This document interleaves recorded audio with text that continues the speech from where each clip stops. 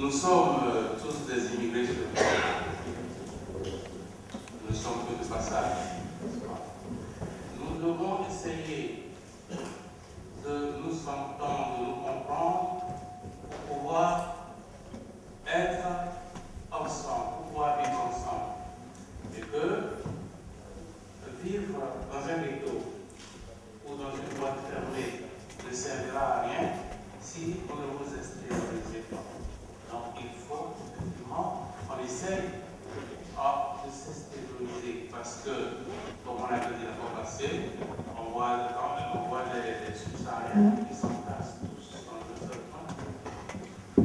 Ils sont là, il n'y a pas d'information, il n'y a rien. Quand vous vous levez, vous dites ah, il faut que j'aille faire mon carte de séjour. Comment allez-vous faire votre carte de séjour sans savoir ce qui se passe? Et c'est justement pour cela que vous avez des problèmes. Parce que la plupart du temps, vous partez à la police et posez le papier, on vous dit non, tout a changé.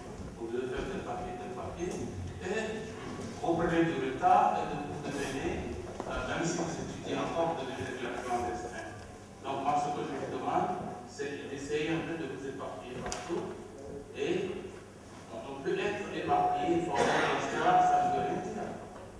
D'être ensemble pour dire bon, on va former une diaspora. Donc, je vous le conseille et je pense que la réflexion de tout à l'heure à travers les débats vous pousseront à trouver, à poser des questions qui sont d'une transparence claire, si vous voulez, parce que ce n'est pas la peine de poser les mêmes questions et pour essayer de faire ce que nous appelons en anglais le brainstorm, la tempête du cerveau, comme on dit. Ne répétez pas les mêmes questions, ne posez pas les mêmes questions.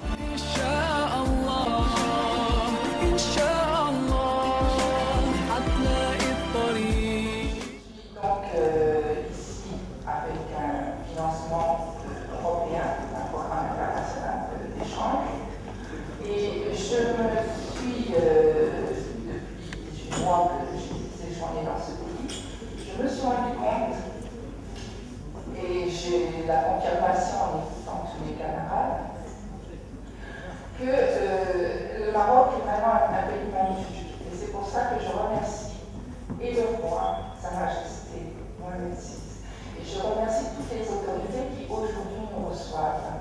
Parce que c'est un changement dans les représentations. Moi, personnellement, je vais emporter.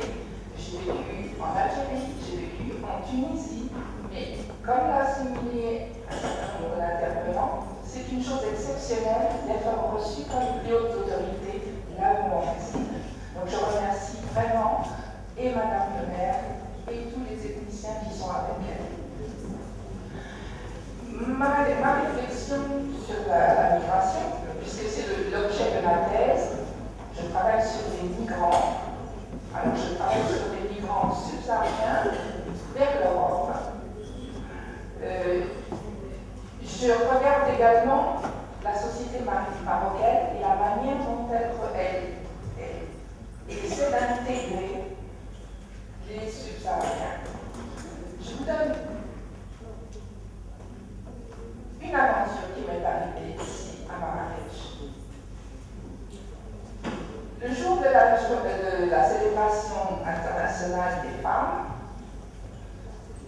après l'intervention à l'école, nous nous sommes rendus dans un lieu, je ne sais pas exactement comment ça s'appelle, en tous les cas, je suis rentrée vers 2 heures du matin. Là où je réside, le gardien m'a abordé, je lui ai dit bonjour comme je lui dis bonjour chaque fois que je rentre. Et il m'a dit quelque chose qui m'a énormément choquée et qui m'a posé problème. Il m'a demandé si je voulais la nouvelle. Et il a essayé de me toucher. Donc j'en ai conclu que dans sa représentation des subsahariennes, il y avait quelque chose de l'ordre de la prostitution.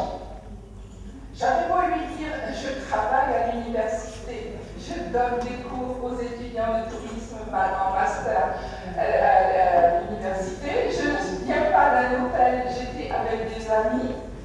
Dans son imaginaire, il lit, il fait un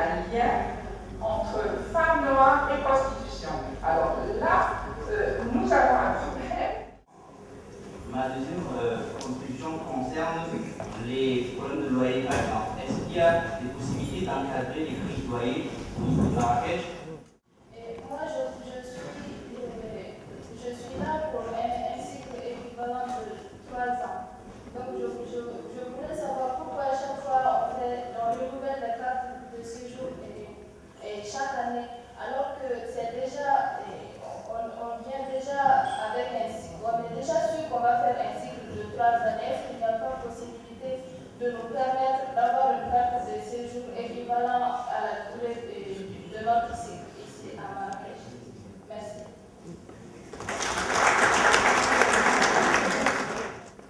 La première porte sur la carte de séjour. Nous, on n'a pas une représentation diplomatique au Maroc.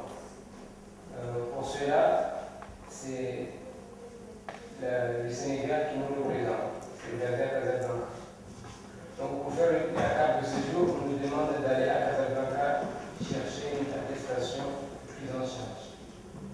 Et je pense, j'aimerais demander comme quoi nous sommes des boursiers, on a une garantie de l'ANCI, pourquoi on nous demande encore d'aller chercher des attestations de prise en charge à Casablanca. Ainsi dire encore, on nous demande des attestations de solde, de compte. Et nous sommes des boursiers, donc avoir des banques, avoir des comptes en banque ne sont pas, c'est pas accessible à tout le monde. Donc, moi, j'aimerais plus attirer votre attention sur le problème de la carte séjour, mais pas sur les autres populations, plutôt en ce qui concerne le jugement.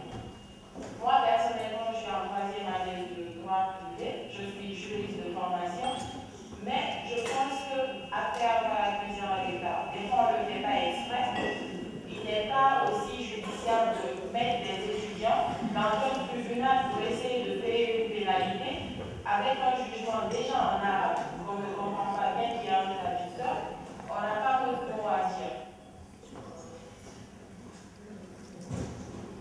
On n'a déjà pas notre mot à dire parce qu'on ne peut pas se défendre et on est appris à payer des amendes qu'on n'est pas forcément en mesure de payer. Moi, j'ai vécu cette expérience, j'étais là, j'ai accusé un État. Bon, c'est vrai que j'étais motivée quelque part, mais il y avait aussi des problèmes avec l'administration parce que souvent il y avait des papiers qu'il fallait changer à chaque fois que je venais. Finalement, par peur, je traînais beaucoup à la maison parce que j'avais peur du jugement. Je me disais que j'allais partir dans un tribunal. Qu'est-ce qui allait se passer? Ça m'effrayait. Donc, du coup, j'ai retardé, j'ai empiré ma situation. J'ai fait presque 1 an sans avoir ma carte ce jour. Et finalement, j'ai pris le courage à 2 mains parce que je devais rentrer les vacances et j'allais faire mon jugement. Mais dans la salle, tu rencontres d'abord des criminels qu'on juge, des personnes qui ont fait des délits, des infractions très graves, et toi, juste parce que tu as accusé un État à cause de ta carte ce jour, tu dois assister à ce jugement. Il y avait même un monsieur, je pense, qui a commis un meurtre, je m'excuse, un meurtre, qui est sorti de la salle, j'étais là au fond, et puis me regardait. J'avais peur, parce que je me disais que sur moi, peut-être à la sortie, il allait me repérer et il allait me faire sur moi. Donc, c'est pour moi, c'est la doléance que j'aimerais vous demander, c'est d'alléger non seulement les pénalités, et aussi de nous éviter, s'il vous plaît, les jugements, parce que vraiment, c'est traumatisant. Merci beaucoup.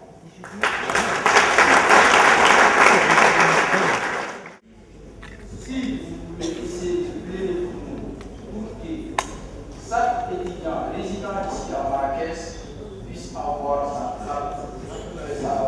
son casier judiciaire ici à Marrakech. Ça, c'est un point. Et le deuxième point aussi, il parle de la légalisation des documents. Souvent, dans la légalisation des documents, cela relève de votre compétence, bien sûr. Il y a beaucoup d'étudiants, souvent, ils investissent pour monter un dossier, surtout pour postuler à un master.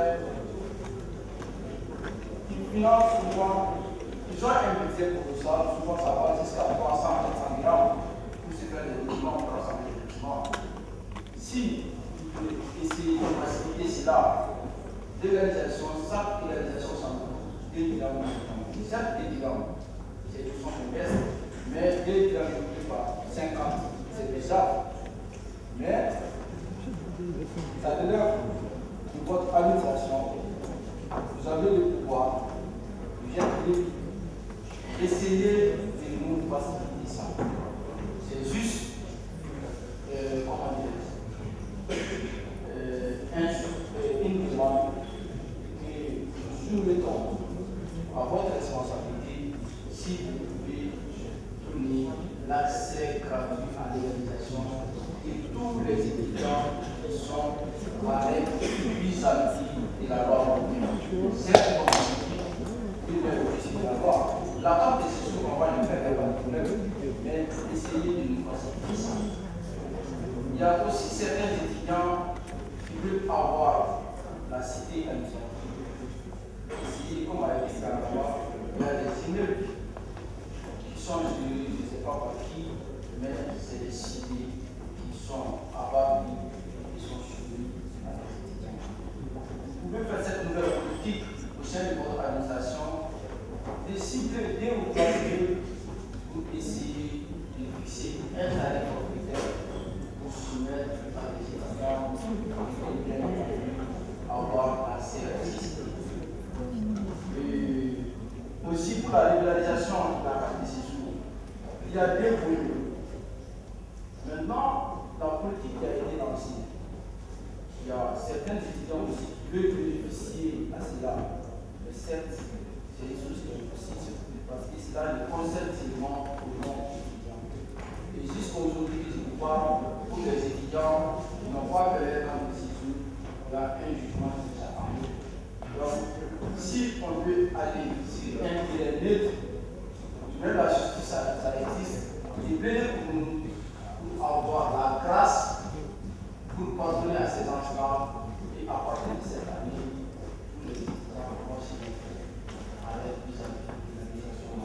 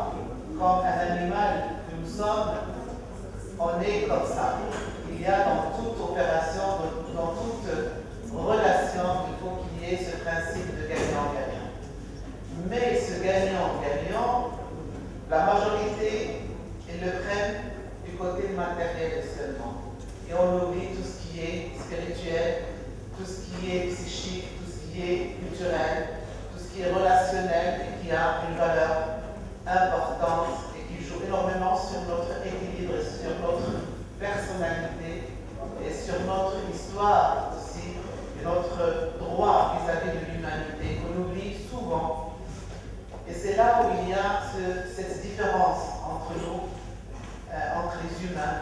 Il y en a qui pensent aux droits de l'homme en général. Il y en a qui prennent les choses seulement du côté économique ou du côté matériel.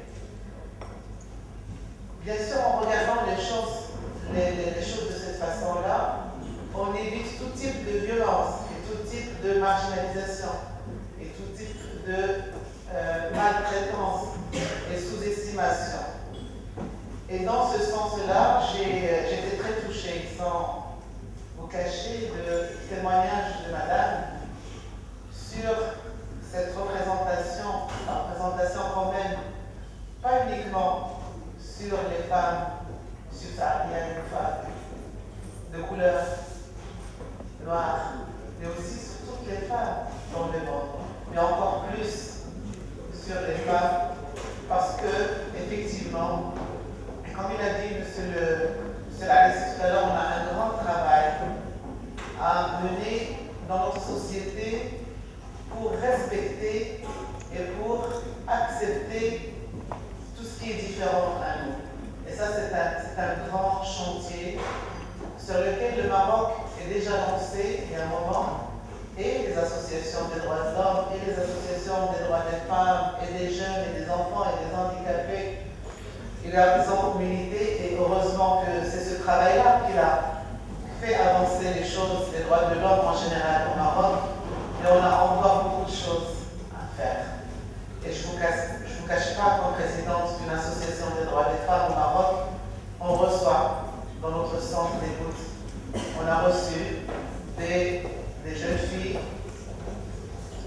africaines, pas subsahariennes, et des femmes qui sont venues témoigner dans le centre d'écoute sur la violence qu'ils reçoivent dans la rue, dans les lieux de travail, dans les universités, dans les différents espaces publics, parce que ce sont des femmes qui appartiennent au pays africain, et les enfants surtout, et les hommes n'acceptent pas.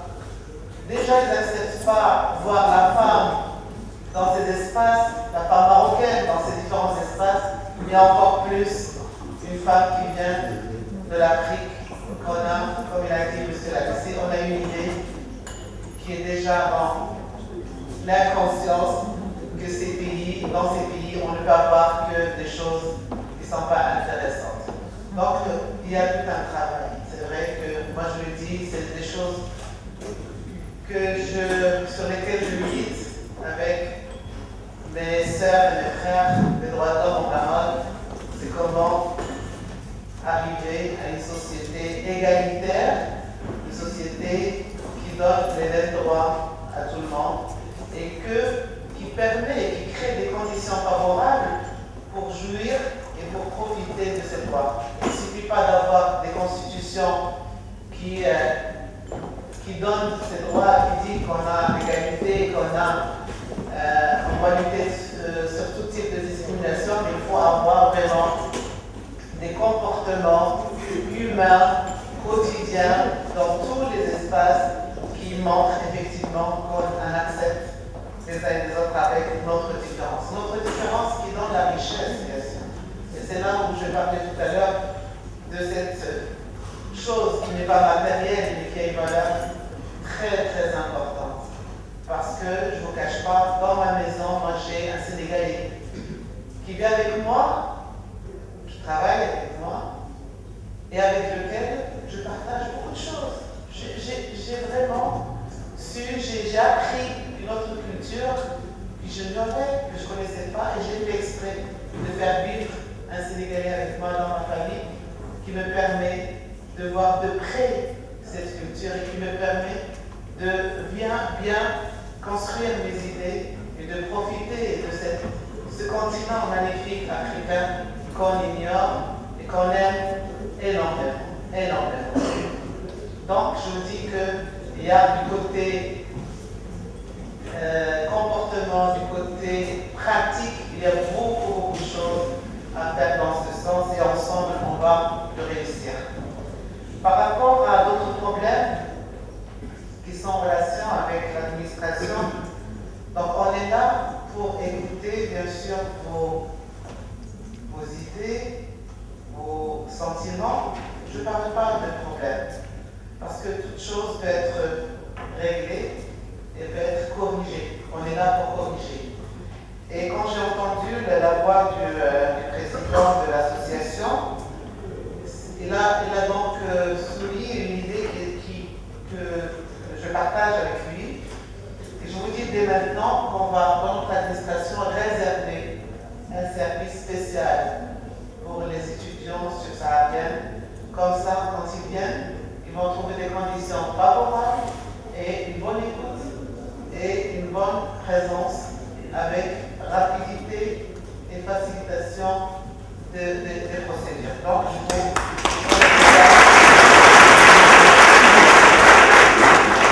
on va créer un service qui sera très proche de vous. On va voir dans quelle annexe. Ça peut être ici au central, c'est à vous de nous dire, soit ici au niveau du bâtiment central, soit plus proche de vous, vers ici, c'est à vous de voir, de nous dire où est-ce que vous voulez. Ce service va être réservé uniquement pour nos étudiants subsahariens. Deuxième chose importante, c'est de créer un partenariat entre l'arrondissement de l'Église et votre association, dans lequel on peut avoir une convention cadre qui permet d'échanger plusieurs choses. On peut travailler sur le culturel. Et là, je reviens à ce programme du printemps de proximité de l'Église qu'on organise. C'est vrai que c'est à nous aussi de faire un effort, de s'ouvrir plus sur vous. Et cette année, on a fait le premier pas. C'est vrai qu'on a fait des premiers pas avant, mais c'était très limité, Et maintenant, tous les élus qui sont avec moi et le personnel, et ceux qui ne sont pas là, parce qu'on est aussi dans une période de vacances, il y avait le 1er mai, vous savez qu'il y a pas mal de gens qui ont quitté Marrakech. Donc on est là pour penser, travailler ensemble sur ce partenariat qui peut, comme j'ai dit tout à l'heure, qui peut regrouper tout ce qui est administration, tout ce qui est activité culturelle, sportive, et aussi voilà, il nous rejoint Monsieur le Président. Donc, partenariat. Et bien sûr, quand on est déjà trois, donc il y a 3 instances importantes, c'est sûr qu'on arrivera à convaincre les autres.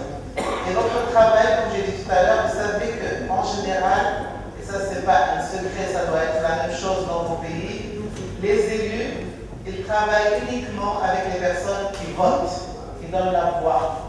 Mais nous, on a décidé au niveau de l'arrondissement de l'Église de commencer à travailler avec vous et d'arriver avec vous à avoir cette possibilité de voter aussi au Maroc.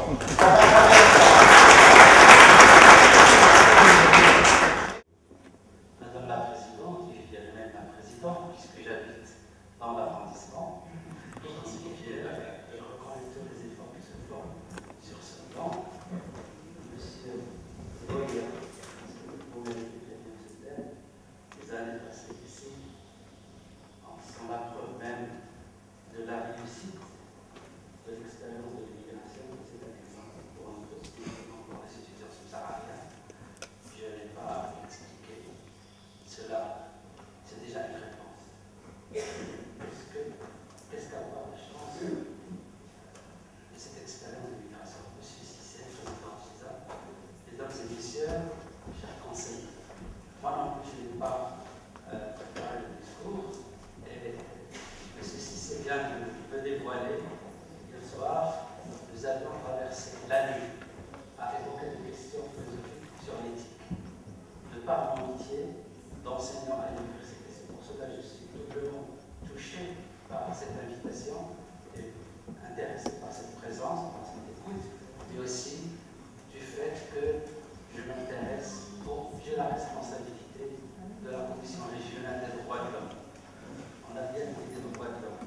Et quand on parle de droits de l'homme, ce n'est pas le droit d'une communauté particulière, d'une nationalité particulière, c'est de l'homme avec un grand H, incluant les hommes et les femmes, abstraction faite de leur nationalité, de leur race, de leur religion, de leur sexe, de leur différence. Et donc, c'est votre demeure, c'est votre maison. Je crois qu'on avait pris le pari de ne pas être dans la langue droite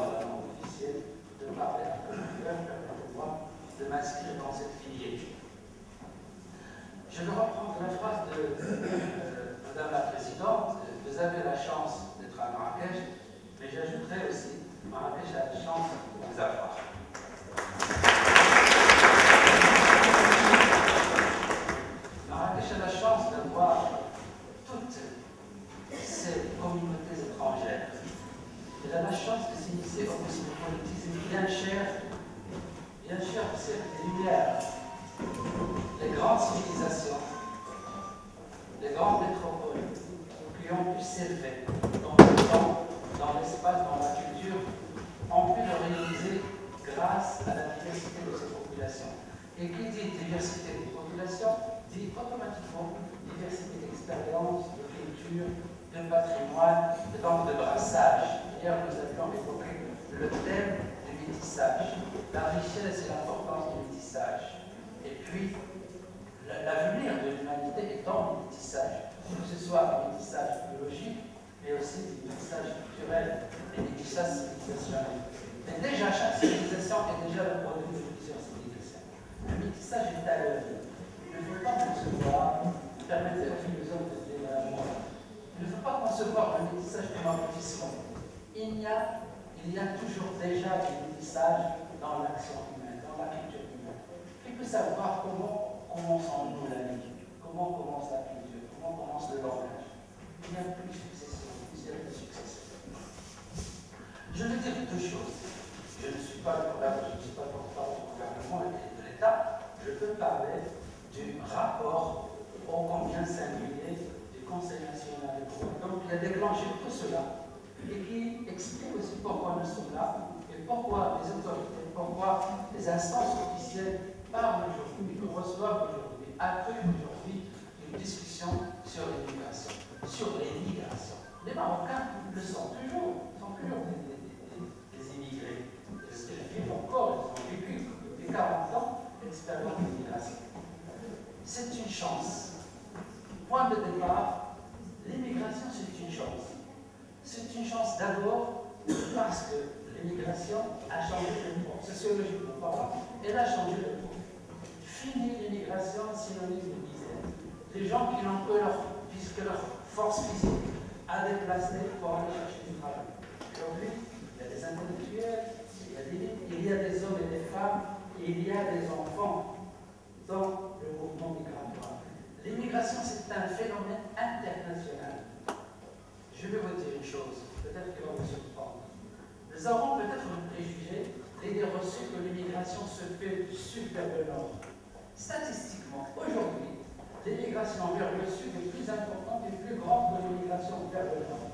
Il y a bien une migration du nord vers le nord, du sud vers le nord, mais l'immigration du sud-sud, du nord-sud, donne un chiffre plus important. Cela veut dire que peut-être l'histoire est en train de changer de lieu, de visée et même de destination. Il y a un autre facteur fort au Maroc qui fut une terre, ça a été dit, le passage de transit. Elle est aujourd'hui un terrain, un pays d'installation. Un pays d'installation où les gens ne traversent plus, ne passent plus. Ils passent et viennent pour s'y donner. Ce sont les bienvenus. Sauf qu'il faut que cela soit dans des règles qui respectent leur dignité, qui respectent leur humanité, qui respectent aussi leurs droits. L'immigration, ça peut se lire sur 3 formes, sur 4 formes. On a commencé à voir que les problèmes des immigrés, c'est sans papier, ce n'est pas vrai. Même, et j'ajoute, je le dis en toute franchise, même ceux qui ont des papiers ont des problèmes. Deuxièmement, les gens qui n'ont pas de papiers, il faut trouver des solutions. Troisièmement, il y a des victimes de l'immigration. Il y a aujourd'hui la traite humaine. Il ne faut pas se taire sur ce phénomène.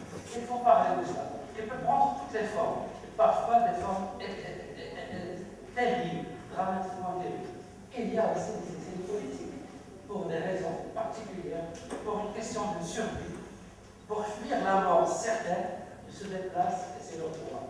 Donc il faut trouver des solutions. De cela, je peux vous assurer qu'aujourd'hui, il y a des gens qui travaillent d'arrache-pied sur la formulation de lois, sur une législation capable de répondre à ceci.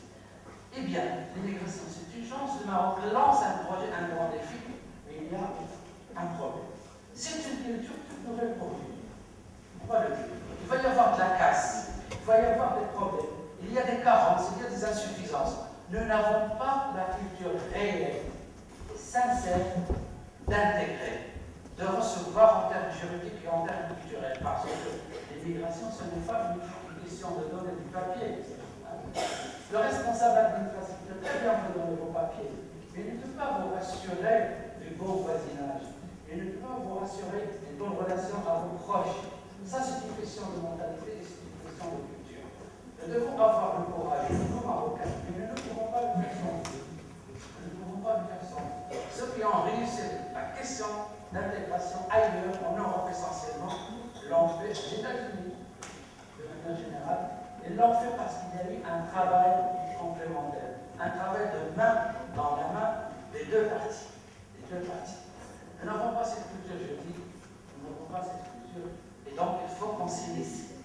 Je dis bien, avouer notre fragilité sur ce plan, bien qu'on dise, le Maroc est une terre d'accueil depuis l'éternité, le Maroc est une terre d'hospitalité, ayant comme religion principale l'islam qui ouvre à tout, etc., peut très bien rester là, mais dans la pratique, vivre avec la vérité, vivre avec la différence, c'est un apprentissage très très difficile. C'est un apprentissage sérieux et c'est un apprentissage risqué. Risqué pourquoi? Parce que intégrer l'autre, ce n'est pas l'annexer. Sinon, ça serait une autre manière de coloniser. Annexer l'autre. Nous sommes sortis. Le temps des colonisations est révolu. Intégrer, c'est vivre avec. C'est partager. C'est savoir se taire aussi pour que la parole de l'autre puisse s'énoncer, puisse se dire. Et je crois, c'est ce qui vous est donné, c'est ce qui vous est donné aujourd'hui. Nous sommes là beaucoup plus pour écouter que pour parler aujourd'hui. Mais il faut que cette parole qui va émaner de vous ait un sens, ait un aboutissement, ait un plan d'action bien particulier, bien précis. Donc l'immigration, c'est une chance. Oui, régularisons, essayons de répondre à la dimension administrative, mais l'autre dimension la plus importante. Devenir citoyen ou concitoyen, c'est un apprentissage. Et ça, je suis très content que l'élite que vous soyez, que l'élite que vous êtes, soit là. Parce qu'il faut qu'il y ait une intermédiaire entre la société marocaine, les élites marocaines, entre les hommes de culture marocaines. Quand je dis les hommes de culture, ce n'est pas dans le sens élitiste, c'est dans le sens d'une éthique, d'avoir ouverture à l'autre, d'être capable d'apprendre, savoir sur les autres. Excusez-moi, à part quelques historiens, par ici, on ne connaît rien de l'Afrique. Et pourtant, c'est notre prolongement historique, c'est notre prolongement géographique. Il faut absolument qu'il y ait une mobilisation pour que l'Afrique ressurgisse avec toutes. Quand je dis l'Afrique, je suis très réservé parce que c'est un mot qui résume et qui réduit. C'est comme entendre parler le monde arabe, alors que le monde arabe, c'est des dizaines de pays, des dizaines de civilisations. Je veux bien l'entendre aussi pour l'Afrique. Il y a les Afriques qui n'ont pas l'Afrique. Parce que chaque pays a son apport, chaque pays a sa civilisation. Et nous devons nous initier à cette d'abord redécouverte, cette reconnaissance de l'Afrique, l'Afrique créatrice, l'Afrique productrice, l'Afrique cultivée, et non pas l'Afrique stigmatisée. Deuxième, j'ajouterai un autre problème. Malheureusement, les médias, que je salue, que je respecte et dont j'estime le travail, parfois ne va pas jusqu'au bout de son travail. Il y a une stigmatisation terrible aujourd'hui autour de la question de l'immigration. Parler d'immigration, c'est forcément l'Afrique subsaharienne, l'Afrique problématique, et même pas l'Afrique productrice qui a avec ses artistes, avec ses cinéastes, avec ses poètes, avec son histoire, sa profondeur, avec son anthropologie tellement riche, qui a appris aux Occidentaux qu'est-ce que la science anthropologique. Ils ne l'ont pas fait en Europe, les hommes. Aiguiser leur science bien chez nous, parce que je me considère aussi comme africain, et le Maroc est un pays africain. Et il faut que nous autres Marocains apprenons aujourd'hui, nous les Africains, et pas le Maroc et les Africains. Moi je bats ce pays, et je le hais, je vous l'avoue.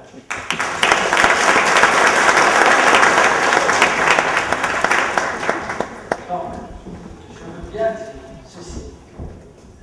Il y a beaucoup de travail que nous avons. Nous allons entendre des points de vue, des interventions, des doléances, et croyez-moi, soyez sérieux.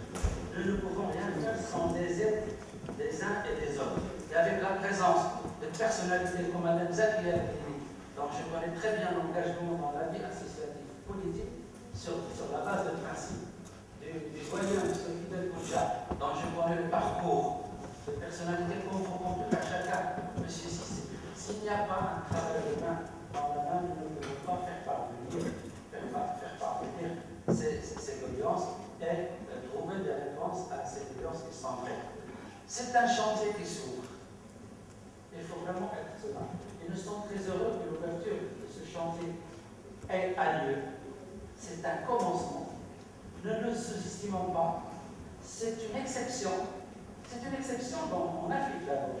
C'est une exception dans le monde arabe. C'est une exception à l'égard, même à l'échelle mondiale. La régularisation exceptionnelle de l'immigration, elle est exceptionnelle parce que c'est au Maroc. C'est un petit pays avec des moyens très limités. On lève un petit peu la barre. C'est un autre apprentissage pour nous. C'est un défi pour nous. Mais aussi, c'est la fatigue de 4. Je parlais 4 heures dans un débat philosophique. Non, c'est une deuxième partie de mon idée. C'est un chantier qui s'ouvre. C'est un chantier qui s'ouvre. Et on est très heureux. C'est aussi exceptionnel parce que c'est la première fois qu'une opération de régularisation s'étend sur une année. C'est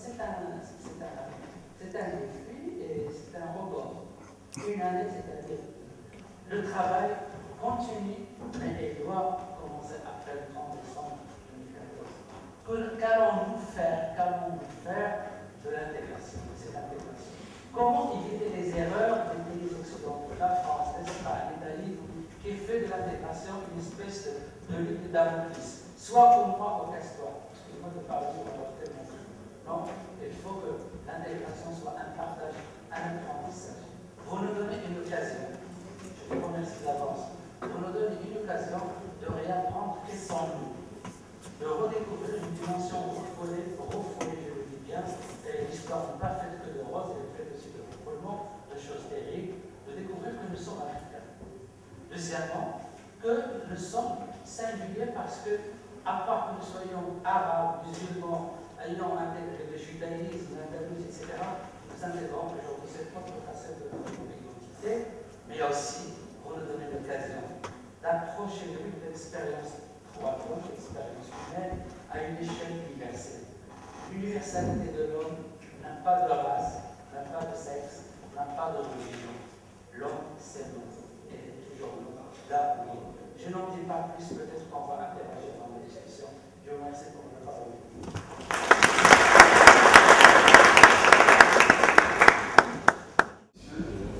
Très heureux, merci pour m'avoir donné la parole, même si j'arrive en retard, je ne suis pas digne dans le match. Déjà, je n'ai pas la disposition. Je dois aimer que ce soit pas dans cette forme, et d'ailleurs, je crois que c'est la structure de la salle qui est comme ça, mais en réalité, on est pareil, pour discuter.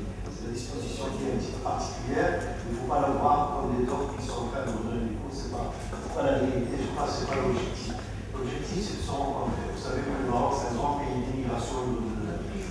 On a plus de 4 millions de Marocains qui travaillent à l'étranger. Nous avons une diffusion géographique qui est unique par les Chinois. Et encore, on trouve certes 80% des Marocains qui sont en Europe. On en trouve un peu partout, il y a même au bout du monde. Vous avez un peu partout le Nouvelle-Calédonie, vous allez trouver partout des Marocains. Et ça nous interpelle. Donc on était habitués à cette forme de mobilité, sachant que depuis quelques années, nous sommes tous les Africains assignés à résidence, par les Africains en général. Nous, maintenant, pour passer de l'autre côté, on est de plus en plus amenés à faire des démarches lourdes et pénibles et coûteuses souvent, et des fois, on est amené à immigrer d'une manière comme si ce n'est pas le cas des étudiants. Mais même pour les étudiants, je suis universitaire aussi, c'est devenu de plus en plus dur. Et on essaie maintenant de faire que certains pays d'Afrique, notamment l'Afrique du Nord, deviennent des pays qui reçoivent des étudiants pour le premier et deuxième cycle avant qu'ils partent au Canada et ça, je vois que c'est une tendance, mais ce n'est pas pour le déplaire, c'est une très bonne chose pour moi parce que ça permet la mixité, sachant que le Maroc est toujours un pays aussi d'immigration. Et ça, on le connaissait moins. Dans l'histoire, on a accueilli, donc il y a eu tout le temps des étrangers au Maroc. Mais bon, je ne vais pas refaire l'histoire, mais il y avait des relations, notamment avec l'Afrique subsaharienne, il y avait des échanges. On sait que, par exemple, l'évolution, c'est à travers les Zawiya tijaniens, nous savons tous le contact que cette Zawiya avec Fès, et ainsi de suite, on peut multiplier les exemples. Et même au Maroc, comme nous avons une population, d'ailleurs, on trouve, quand on fait une coupe du nord au sud du Maroc, on trouve cette pluralité, qui est maintenant dans la nouvelle constitution marocaine, avec beaucoup d'insistance et force. On trouve, donc, on voit des Marocains bleu, vert et ainsi de suite, et on descend, on a toutes les couleurs. On a une palette de couleurs qui montre un petit peu cette richesse. Pourquoi? Parce qu'on était pendant longtemps le Finistère du monde arabe et musulman. C'est-à-dire on était le bout du monde. Hein. C'est-à-dire pour l'Afrique, le reste de l'Afrique, on était le bout, et pour les Arabes qui venaient de l'Est, on était le bout. Et pour les civilisation, il y a un mot célèbre de leur bonne affaire où il disait si encore la terre était plus loin, il a rentré son cheval, et il a dit je serais, moi je ne savais pas qu'il y avait des Amériques de l'autre côté. Donc on était un pays de mélange, on était un carrefour. Et ça, je crois, ça donnait un petit peu une identité particulière au Maroc par rapport à tout le monde. Tout à l'heure, mes collègues ont parlé, Madame la Présidente, que je félicite sincèrement pour cette initiative parce que c'est comme ça qu'on entend. Vous savez que le Maroc ne peut pas avoir deux poids de mesure. Le rapport du Conseil national de droits de l'homme, dont mon collègue vous a parlé, a ouvert les portes et il y avait des institutions fermes de sa majesté sur ce sens. Il faut qu'on travaille. Il faut travailler ensemble pour mettre un certain nombre de choses. On parle d'intégration. C'est quoi l'intégration? C'est pas évident. C'est pas le lieu parce que ça demande beaucoup de temps pour expliquer. Mais c'est souvent l'ignorance de l'ordre, la peur de l'ordre, l'étrangeté de l'étranger qui est en face de nous, qui nous fait peur. Et ça amène des fois une forme de dérive.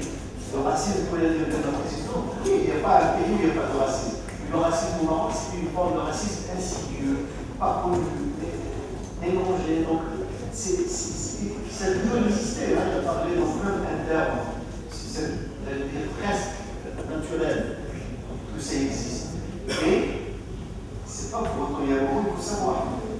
L'année dernière, je faisais un cours à mes étudiants dans le cadre d'un master sur l'immigration, et je leur disais, c'était la France qui rit de l'arabe. Parce que pendant longtemps, la France ne nous a pas ri de l'arabe. Vous pouvez regarder, on riait de l'italien dans les années 60. Je vous envoie des sketchs de Fernand Raymond, par exemple, où il parle de boulanger. Je ne sais pas si vous avez déjà vu ce sketch, où il dit il mangeait le pain de français, on l'a chassé. Du coup, on n'a plus de pain dans le village. Donc, on n'osait pas vivre de l'arabe. Il a fallu attendre la fin des années 60, début des années 70, avec des sketchs de Coluche, et un fameux sketch de Pierre Péché, c'est Gagné la Fourmi, pour qu'on commence à mettre l'arabe comme sujet de règlement.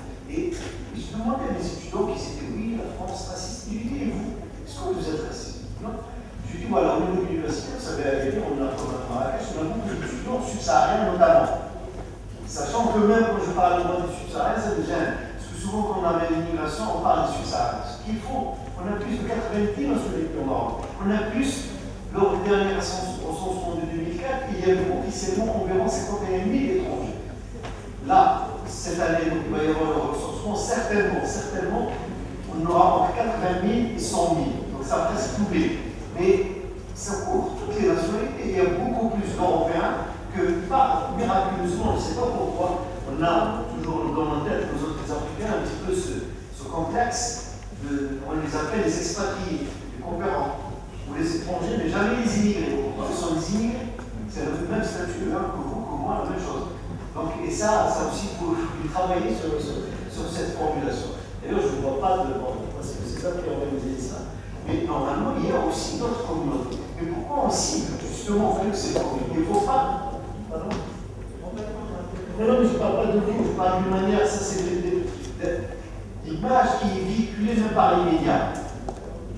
Parce que pendant longtemps, on avait donc, depuis le début de l'indépendance du Maroc, il y a toujours des étudiants étrangers au Maroc, ou des stagiaires. La plupart, si vous regardez, parce que les politiques qui étaient mises en place, là aussi sans rentrer dans les détails, mais on peut le faire dans notre province, il y avait des grandes écoles qui étaient aidées par les Nations Unies ou des organisations, mais condition qu'ils recevaient d'autres populations. Par exemple, l'école des statistiques arabes, la plupart des statisticiens au niveau de l'Afrique sont venus d'écoles de médecine, d'écoles d'agriculture et ainsi de suite. Donc il y a toujours, sans parler des militaires qui sont passés par le Maroc. Donc il y a eu toujours des stagiaires. Maintenant, on reçoit en moyenne environ 10 000 étudiants, donc une grande majorité de subsahariens, certes, mais aussi qui viennent du Bénin et des Palestiniens et d'autres qui viennent. Donc ces étudiants, ils ont toujours été là, ils ont toujours vécu en harmonie. Il y a même pas mal de mariages. On a commencé à faire des études sur ces étudiants, ils sont restés. On en trouve de plus en plus dans les médias. Si vous regardez dans les médias, vous allez trouver souvent, vous allez trouver des journalistes. Même en arabe d'ailleurs, il y a connu le Talha. Il a des journalistes connus, les Soudanais. On en trouve beaucoup de Sénégalais, de Maliens, de Burkinabés qui sont dans les villes. On en trouve aussi dans le secteur de la banque. Sur ça aussi. Et ça, je crois qu'on est rentré dans une procédure qui est longue, difficile, et qui demande un travail, parce qu'il n'y a pas de miracle, il n'y a pas de recette miracle pour travailler sur l'intégration. On va, cette année, au mois d'octobre prochain, à Agadir, on va faire un grand vente co-organisé par le CDH sur les régularisations et les politiques d'intégration. Au Maroc et ailleurs, notamment en Espagne, au Portugal, en France, aux Pays-Bas, en Italie, pour voir un petit peu comment on fait. Il n'y a pas de recette. La seule chose qui existe, c'est que nous avons la chance au Maroc, qui est l'un des signataires de nombre d'autres pays africains, de la Convention pour la protection des immigrés et de leurs familles. Convention des Nations Unies, qui n'est pas votée par la plupart des pays européens. La France, les Pays-Bas, l'Allemagne, les États-Unis n'ont pas. Et c'est quoi cette convention? Ça oblige à le respect d'un certain nombre de critères et que tous les 2 ans, tous les 4 ans, de présenter un rapport sur la situation de l'immigration d'une manière, c'est-à-dire sur les Marocains à l'étranger et sur les étrangers au Maroc. Et c'est dans ce cas que le rapport du Conseil des droits de l'homme a été présenté. Et ce rapport, il est aussi, il y a dans les Nations Unies, je ne sais pas si mon collègue a parlé, désolé, je suis arrivé en retard, il y a 3 présentations. Il y a le gouvernement marocain, d'une manière indépendante, qui fait un rapport sur la situation de l'immigration et l'immigration au Maroc. Il y a le Conseil national qui fait un rapport, mais il y a la société civile, c'est-à-dire vous, qui fait aussi des rapports pour relever des points. Et après, il y a un débat au niveau de la Commission des Nations Unies, on parle voilà, au Maroc, l'enseignement, la santé, des problèmes de tous les jours que peut-être les gens comme moi, comme mon collègue, comme le Conseil national des droits de l'homme ne voient pas, que l'État ne voit pas, mais que vous pouvez souligner, sur lesquels on peut travailler par la suite. Si vous regardez sur le site web des Nations Unies de Genève, vous allez trouver ces rapports. Par exemple, les étudiants de la DLR, ils ont présenté un rapport sur la situation en suivant les cas d'enseignement des enfants, l'inscription des enfants, et ainsi de suite. Donc ça, je vous invite à faire souvent. Mais ça demande quand même une structuration. Ça demande un travail de fond. Ça demande de connaître les mécanismes. Ça, je crois que mon collègue, au niveau de la commission, président de la commission des droits de l'homme et des mariages, peut vous aider dans les formations, quels sont les mécanismes, comment travailler. Mais il y a aussi d'autres choses, des activités qu'ils envisagent. Par exemple, je le félicite aussi sur ces initiatives. Ça permet de s'ouvrir sur l'autre et de faire connaître la culture de l'autre. Certes, les Marocains connaissent beaucoup les Sénégalais, parce que nous avons une communauté au Sénégal, au Mali, ça c'est depuis longtemps aussi. Vous savez, l'un des grands cinéastes marocains, Souhaïd Boumaka, beaucoup ne savent pas qu'il est né, par exemple à Bamako. On trouve beaucoup de Marocains qui ont fait souche. Il y a des Marocains sénégalais, des Marocains maliens, des Marocains burkinabés, et parce qu'il y avait, historiquement, il y avait toujours des sessions. Mais ça reste très limité. Je crois le travail et le temps de ressort des Marocains de souche que de vous aussi. Vous devez faire connaître un petit peu votre culture. Hier, votre collègue il a conclu une petite intervention à minuit passé en disant que l'annexité est l'avenir du monde. Et je crois que c'est l'annexité. Et l'annexité, si je vous dis, ça dérange beaucoup de monde parce qu'on a peur de l'autre. Et pour la vérité, c'est pas facile. Il faut beaucoup d'altruisme, il faut beaucoup d'empathie. Et l'empathie, c'est pas facile. C'est-à-dire l'empathie, c'est se mettre à la place de l'autre. J'étais à l'étranger, j'ai fait mes études. À l'occasion, je peux vous montrer ma dernière carte de séjour. Je vous jure, il y avait des 3 mois. Chaque fois, je peux parler d'une année, moi, tous les 3 mois, j'allais. Je l'ai gardé. Moi, je me remets dessus. Tous les 3 mois, j'allais, on était engagé jusqu'à la famille de la récépissée rose. Pourtant, j'étais marié, donc bon, il a fallu changer un peu de statut. Mais cette démarche d'aller, pour faire tous les 3 mois pour demander un tampon, c'est gênant parce que c'est perdre du temps, mais si ça nous met dans une posture de faiblesse, c'est pour ça que maintenant, s'il y a une année, j'espère qu'on passera d'autres structures, quand même quelqu'un qui est au Maroc, il faut même minimum de 5 ans, 10 ans pour pouvoir arriver, mais il y a une bonne procédure. Actuellement, vous savez, je ne sais pas si vous avez parlé de ça aussi, il y a 3 volets sur lesquels travaille le gouvernement. Le volet juridique, c'est-à-dire comment changer la loi. Vous savez, on a une loi 0203 qui est passer un moment et qui est plus sécuritaire et qu'on la revoit, il y a une équipe qui travaille sur cet axe. Et d'ailleurs, Madame la Présidente, tout à l'heure, il a parlé de droit de vote. Dans la Constitution marocaine, il y a le droit de vote. Mais réciproque, c'est-à-dire que les pays acceptent aussi que le Marocain installé sur place puisse voter. Ça, donc c'est quelque chose que d'autres pays ont du mal. Vous voyez tout à l'heure, ça a parlé de la France. Vous savez, dans les 110 propositions du Mitterrand en 81, il y avait la 110e qui faisait le droit de vote des immigrés. On est en 2014 et on n'a pas toujours le droit de vote. Ouais, donc on peut multiplier des exemples comme ça. Mais le deuxième axe, c'est la régularisation, c'est en cours, c'est exceptionnel, c'est révolutionnaire dans le monde. Je ne le dis pas par chauvinisme, je suis critique, je suis universitaire, quand il faut critiquer, je critique. Mais là, je crois que le Maroc a fait quelque chose d'exceptionnel. Vérifiez par vous-même, allez sur Internet, regardez ce qui a été écrit sur d'autres pays, parce que même quand il y avait, par exemple, en France, en 79, en 81, par la suite, c'était 1 mois à 2 mois. Là, on l'a laissé sur une année. C'est vrai, mais là aussi, le travail, moi je me demande, dans les électeurs, mobiliser ceux qui sont dans une situation irrégulière. Parce que c'est vrai, il y a souvent des peurs, il y a des craintes, puis il y a d'autres qui disent attention, on va faire. Mais oui, ils vont être classiques, oui, ils vont être sur des registres, mais en même temps, ils peuvent organiser, régulariser leur situation, sachant qu'il y a des recours par la suite. Et le recours, il est organisé, je crois qu'il a dit mon collègue, par le Conseil international des droits de l'homme, c'est-à-dire la commission. Mieux, dans ces conditions de l'organisation, et c'est un fait unique, il y a 2 représentants de la société civile. Et je crois que vous, il y a, vous étiez représentés. Et ça aussi, c'est important. C'est-à-dire que la société civile puisse dire, voilà, un dossier peut être régularisé ou non, et on peut avoir des recours. Et ça, c'est quelque chose de très important. Et le troisième axe sur lequel travaille le gouvernement marocain, mais nous, il travaille aussi plus loin, parce qu'on n'est pas le gouvernement, on est le Conseil national des droits de l'homme, et selon les principes de Paris, on est autonome par rapport au gouvernement. Donc, il n'y ait pas de confusion, d'accord? Ça, je le rappelle. Il y a un travail qui est en train de se faire sur l'intégration. Et là, c'est l'auberge espagnole. On ne peut plus mettre. Il faut travailler, il faut tâtonner pour trouver des solutions. Mais je crois que c'est chacun de sa position, chacun, à partir de sa fonction, travaille, s'investit. Je crois qu'on peut arriver à des résultats. Je crois que si on arrive tous à des résultats, c'est pour nos enfants, pour le futur aussi. Parce que ça, c'est important. Et merci de m'avoir supporté.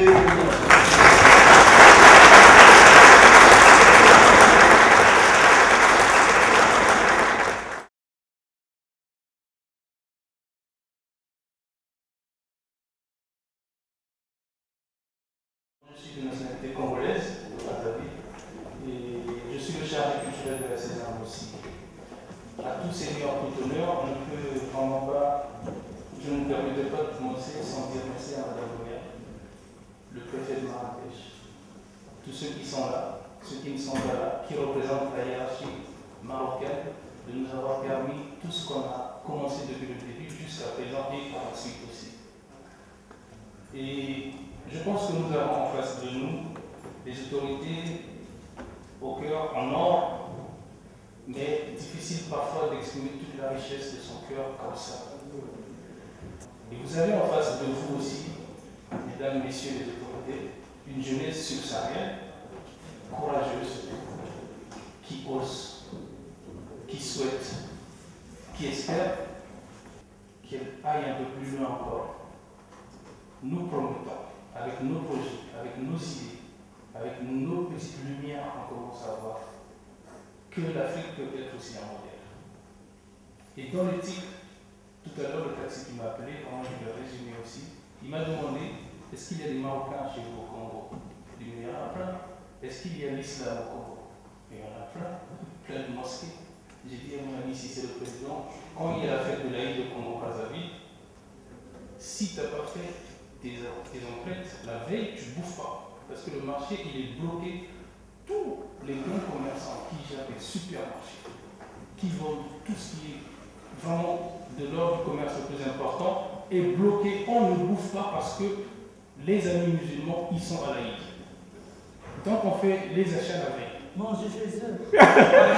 Et en plus, c'est un rappel, les mosquées sont ouvertes, Que tu sois musulman ou pas, tu rentres dans la mosquée, tu manges ce que tu veux, comme tu veux. Personne ne te demande d'où tu viens, pourquoi tu manges. Au contraire, ils sont fiers de te voir manger avec eux. Et donc, effectivement, je pourrais finir par une histoire où c'est un conte qui a été raconté dans les livres qui ne sont peut-être pas arrivés au Maroc, où il y a eu un monsieur qui avait une femme, il a invité son ami à manger chez lui, et finalement, il a eu une perdrix ce jour-là à la chasse, une seule perdrix. Et il dit que c'est ce jour-là qu'il va aussi inviter son meilleur ami. Alors, la femme qui fait la cuisine, l'ami est déjà arrivé dans la salle, donc plutôt dans le séjour, ou bien la salle à manger. Et pendant que ça cuit, il faut goûter du sel. Est-ce qu'il y a un peu de sel? Est-ce qu'il y a un peu de ceci, de poivre? La femme, elle a tellement goûté qu'elle a vidé la marmite. À son insu, elle ne voulait pas de cela, c'était involontaire. Mais comment justifier ça à son mari? Alors, il a appelé l'ami de son mari en privé pour lui dire: tu sais, mon mari t'a appelé pour te tuer. Ah bon? La preuve, viens voir, il est en train d'aiguiser un couteau dans la cuisine. Et le mari voulait aiguiser le couteau pour couper la perdrix, pour qu'on mange ensemble. Mais l'ami, il a vu le mari en train d'aiguiser le couteau. Et il a pris peur, il s'en est enfui. Et quand il s'enfuit, la femme dit à son propre mari: regarde ton ami qui s'enfuit. Il a volé la perdrix au feu. Et le mari se met à poursuivre son propre meilleur ami. Et la femme reste vraiment une image. C'est pas la femme au sens sportif.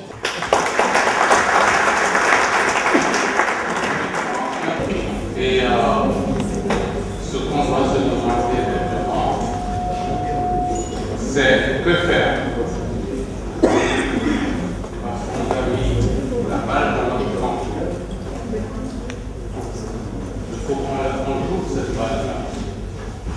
Donc, je demande à notre président de Cissé de repenser avec cette commission quoi faire, car nous avons, avec les explications que nous avons eues, je pense que la satisfaction est là. Car vous vous souvenez, il y a quelques semaines, un parlementaire hollandais disait: voulez-vous vous débarrasser des Marocains? Je le ferai. Il a dit ça. Donc, c'est pour vous dire à peu près que le racisme est partout. C'est pas seulement au Maroc, même membre d'une famille, on s'est dit, on fait très attention à ce que fait l'autre. Moi, je pense que le racisme, c'est peut-être l'ignorance, d'abord, et deuxièmement, c'est la peur. La peur d'être absorbé par l'autre, la peur de se voir sans force. Je pense que c'est les causes de racisme. Et en plus du racisme, nous avons le régionalisme. On voit toujours au Maroc, du nord au sud. Ok, les chleurs. Et que nous allons renforcer nos positions. Donc je pense que, comme l'ont dit tous ceux qui ont intervenu, je pense que c'est à nous maintenant de tisser cette toile d'union. En anglais, je le dis toujours, qu'ensemble, on ne peut jamais tomber. Together, we can never fall. Donc si on est ensemble, on travaille ensemble, je pense que la réussite sera pour vous. Donc, préparez-vous pour travailler. Et je veux vous dire aussi que le 16 mai à 20h, nous avons aussi une manifestation. Et le 31 mai, c'est la journée des migrations. Ok. Maintenant, donc, préparons-nous. Essayons de quitter notre coquille pour nous rapprocher de la réalité. Et je vous souhaite une bonne journée, un bon week-end. Et la journée continue au Théâtre Royal, nous avons l'exposition de l'Afrique et nous avons la dégustation. Merci.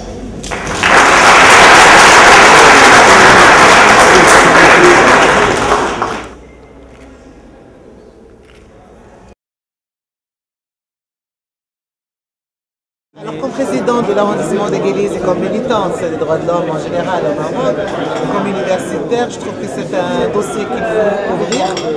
Comme autorité locale, il faut oser et prendre la décision de créer des espaces de rencontre entre les autorités locales marocaines et les immigrés en général. Aujourd'hui, on a commencé avec les étudiants subsahariens et on va continuer à écouter tous les immigrés sur notre territoire. L'objectif, c'est de rencontrer déjà, de créer ces espaces, d'écouter les différents problèmes, les différentes recommandations, les différentes demandes de ces citoyens et créer des ponts de travail commun, d'échanges culturels, d'échanges sur d'autres thèmes qui sont en relation avec le social, avec d'autres thèmes, et comment pousser aussi les citoyens marocains à intégrer, à accepter ces différentes cultures qui ne peuvent être qu'un apport positif dans notre vie. Le Maroc est un pays ouvert, le Maroc est un pays africain.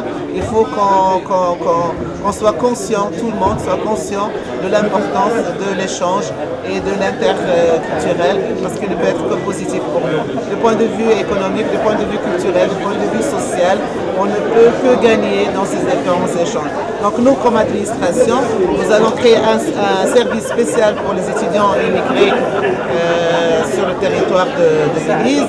Nous allons faciliter la tâche pour ces étudiants et faire aussi un travail de plaidoyer envers les différents responsables, que ce soit l'autorité sur Marrakech ou à l'échelle nationale, pour faciliter la tâche et pour donner plus d'écoute et plus d'importance à l'intégration des immigrés africains sur notre territoire marocain. Merci.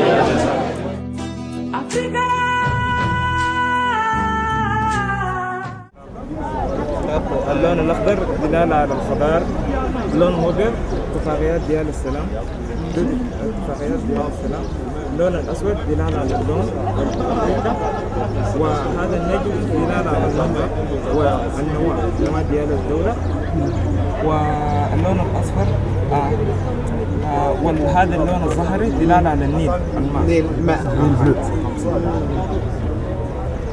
عندي سؤالين. المكان تقسيم السودان وما هي الاسباب الاساسيه التي دفعت لتقسيم السودان؟ والله الاسباب التي دفعت لانقسام السودان هي اسباب سياسيه في الاصل. وجنوب السودان انفصلت في 2011 شهر 9/7/2011. الان احنا اباوت ان يكون عندنا سنتين 3 سنوات في شهر 7 يكون عندنا. ما كاينش اسباب دينيه؟ دينيه متدرجه في الاخر بسيطه. لا هذا ماشي الخطا نتاع بالنسبه لي الخطا راه ماشي نتاع جنوب السودان، راه الخطا نتاع اللي داروا الشريعه الاسلاميه في بلد فيه. وبعدين كعطيك يعني هذا شريعة 30% تاع الساكنه مسيحيين ولا انيميست ما نقدرش لكن كاين في الجنوب les 4 îles symbolisées par les étoiles avec le croissant qui les relie ensemble et qu'il ne peut y avoir de rupture. L'islam qui est la religion à 93, tous ceux qui disent la vérité, parce qu'on dit 93, mais c'est 97 en vérité. 3% de la population qui est représentée par des étrangers qui vivent au pays, qui représentent le 3% d'autres religions, on peut dire. Voici nos présidents. Le premier président, c'est un communiste d'abord. Lui, c'est le père de l'indépendance des Comores. C'est lui l'instaurateur de la démocratie des Comores.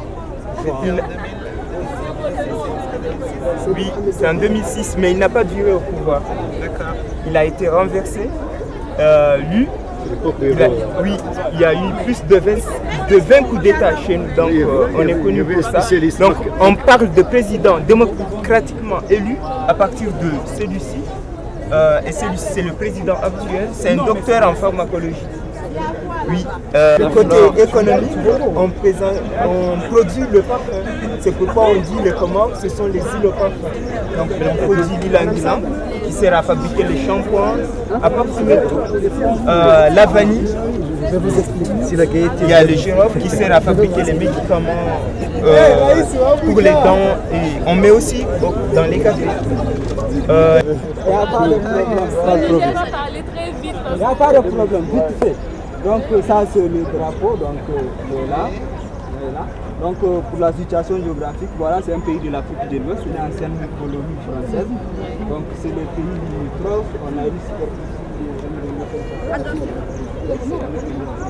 pays très vaste, avec une population actuelle de 17 500 habitants. Donc pour les institutions, les présidents sont là. Donc au total on avait eu, on peut dire 9, puisque lui c'est avant l'indépendance, c'est juste un cercle de services nommé. Donc le premier président c'était Djoro Hamani. Donc comme beaucoup des pays de l'Afrique de l'Ouest, on a beaucoup de militaires, c'était des coups d'État, donc c'est un peu ça. Pour les ethnies, on a, au total on a 10 ethnies. On a les Hausa qui sont l'ethnie la plus majoritaire, suivie par les Armas. On a les Peuls, les Touaregs, les Gourmantiers, les Kanouris, les Arabes, primaire, donc avec la pêche et l'élevage. Pour les ressources minières, on a l'uranium exploité par l'Areva, on a le pétrole, on a, comment dirais-je, le charbon et l'or. Donc c'est les richesses minières. On a d'autres comme le phosphate, le fer et le phosphore aussi. Voilà, donc, ça c'est Alfadi, c'est la mode. Les créateurs du mode, les stylistes. Fondateur de la FIMA, le Festival international de la mode africaine. D'accord. Donc c'est lui. C'est une, comment dirais-je, les éditions ça se fait chaque 2 ans, donc à Niamey. C'est l'occasion pour tous les stylistes africains d'exposer nos, comment dirais-je, nos différents accoutrements culturels et traditionnels de tous les pays africains et même des Très bien. Merci. Regardez le chapeau jusqu'à la fin de la journée. Il n'y a pas de problème. Merci beaucoup. هذه دايه بحالها هذه تيغطوها بها ملي تتكون الشمس تيغطوها بحال هكا هادو الحوايج اللي تيلبسوا هاد الدراعيه هادي جاو العيالات هادي السروال ديالها البازين ديالها تيكونوا هذا السروال ديالها هادو كانوا الناس القدام فاش تيكونوا غاديين من واحد البلاصه باش في لو ديبلاسمون تيحطوا فيها الحوايج ديالهم الماكله وداك الشيء هادي مخدات هادي فيها شفونيت هي اللي تناو كيخدموا بها شنو الجلد ديالها هذا؟ الجبن الشبع هادي تيديروا فيها الحليب باش يروبوه باش يكون رايب باش يشبوه تيهزوها بحال هكا كاين مخدوم كيزرب غير الشارع غير بلاتي واخا كيشتغل البيت ولكن راه كتبان المغربي انت ماشي موريتاني انت مخلط نتايا انت مخلط انت دابا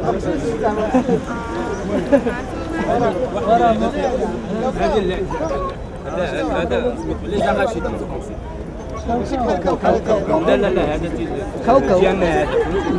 Par exemple, ça c'est la pêche industrielle, à la fois chinoise, russe, européenne, la plupart des pays, et la pêche traditionnelle qui est réservée à la population locale.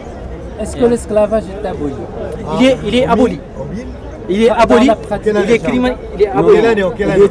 Il est aboli en 1980. Il est criminalisé, oui, 82. Il est criminalisé en 2007. Mais ce qui reste toujours, c'est les traces de l'esclavage. Par exemple, la pauvreté, les anciens esclaves sont toujours liés à leur maître économiquement et social. Donc tu peux pas à la fois couper tout. Lorsque les anciens maîtres coupent leurs fonds, donc ils n'ont pas de source. Donc là, il faut que l'État lui-même prenne en responsabilité ces gens et fait en sorte pour que la pauvreté, c'est la pauvreté qui est toujours le problème. Qui vont travailler là-dessus. Que pensent les jeunes de votre génération? Que pensent les jeunes de votre génération? Les jeunes, abolir ou... les jeunes de notre génération sont, dans la plupart que je connais, sont des abolitionnistes. C'est la République démocratique du Congo. Cameroun, un pays au centre de l'Afrique, comme c'est présenté ici au niveau de la carte. C'est un pays de 2 345 409 km². C'est vraiment très grand pays. Et c'est le deuxième après l'Algérie. C'était le troisième parce qu'il y avait le Soudan. Aujourd'hui, il y a le Soudan du Sud et le Soudan du Nord. Donc c'est ce qui fait qu'il est bien classé dans la presse. Il retrouve le Nord à la deuxième position. Ici, c'est l'hydrographie de la République démocratique. Au niveau de la République démocratique du Congo, c'est appelé cours d'eau. Pourquoi? Le fleuve, lui seul, le fleuve Congo a un débit de 39 000. Donc c'est vraiment très énorme. C'est pour cela qu'on appelle, ils sont appelés cours d'eau. Le fleuve, c'est vraiment très grand. Et le pays est divisé par l'hémisphère nord et l'hémisphère sud. Ça fait que le pays puisse bénéficier des deux climats. Il y a les climats équatorial et les climats tropicaux. Les climats tropicaux vers le sud et les climats équatorial vers le nord. Il y a la forêt, et la forêt s'étend vers la République démocratique du Congo, la République du Congo, Brazzaville, le Gabon et le Cameroun. Est-ce que la République démocratique du Congo est vraiment démocratique? Bon, c'est une jeune démocratie en fait. C'est en construction, c'est Kabila qui est en train de construire. Avant c'était le président Mobutu qui était au pouvoir, c'était un dictateur, mais aujourd'hui c'est une jeune démocratie, donc c'est pas totalement démocrate, mais ça va venir aussi des gens. Merci au Congo. Ce qui nous a le plus marqué, c'est le roi Béanzin, celui qui s'est vraiment opposé aux Français. Et grâce à lui, on a pu obtenir qu'on appelle maintenant une certaine libération. Voilà. Après cela, il y a la porte du non-retour. Voilà. Quand on passe chez nous, il faut nécessairement voir cette porte. Quand un esclave passe par là, il ne revient plus jamais. Quoi d'autre? On pratique la pêche. C'est dans quelle ville là? Ouida. Ouida, oui. On pratique aussi la pêche. Voilà une tortue, une grosse tortue. Quoi d'autre? On a trois principales religions chez nous, le christianisme, l'islam et le vaudou. Le Bénin est le berceau du vaudou. Voilà. Ici sont des revenants, les morts, voilà, qui reviennent. Personne n'a le droit de voir leur visage. Si jamais tu vois leur visage, tu meurs.